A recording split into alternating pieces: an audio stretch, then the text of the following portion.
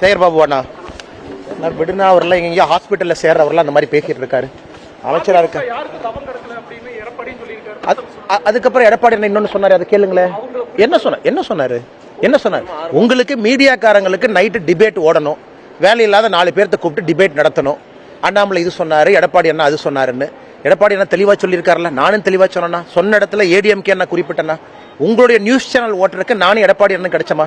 நீங்க நைட்டு ஓட்டக்கூடிய டிபேட்டுக்கு இந்த அரசியல் விமர்சகர் எந்த அரசியல் கட்சியும் சேராதவர் 2 பேர்த்த கொண்டாந்து உட்கார வச்சு நீங்க 7 இருந்து 9 மணி வரைக்கும் டிபேட் நடத்துறதுக்கு நான் சொன்னதையும் அண்ணன் எடப்பாடி அவர்களையோ சொன்னதை திருச்சி பேசி நேத்து நான் பேசினதுல அதிமுக நான் குறிப்பிடல, பாரதிய ஜனதா கட்சியோட நிலையை பத்தி நான் குறிப்பிட்டிருக்கேன். ஏடிஎம்கே பத்தி அண்ணன் எடப்பாடி அவங்க பேசுறாங்க. ஏன்னா அதான் நான் தானே டிபேட்ல நான் பாக்குறதே இல்ல தலைவா.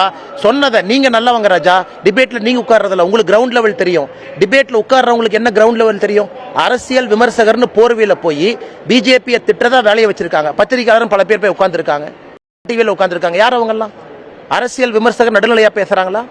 அவர்களுக்கு ஒரு தமிழ்நாடு இந்த மாதிரி வந்துடக்கூடாது, டிஎம்கே ஜெயிக்கணும், அது எந்த மாதிரி கூட்டணி வரணும்னு அரசியல் விமர்சகரே முடிவு பண்றாரு. அதுக்கு எப்படி நானும் எடப்பாடி அண்ணன் அவர்களும் தொடர்ந்து பேச முடியும்னா? ஜேர்னலிஸ்ட் உங்களுக்கு கிரவுண்ட் தெரியும், மேல உட்கார்றவங்களுக்கு என்ன கிரவுண்ட் தெரியும்? அவங்க வீதி வீதியா வர்றாங்களா? ஏசி ரூம்ல உட்கார்ந்து ஒரு காலம் எழுதுறாங்க பத்திரிகையில, அதை தவிர என்ன தெரியும் அரசியல் விமர்சகருக்கு?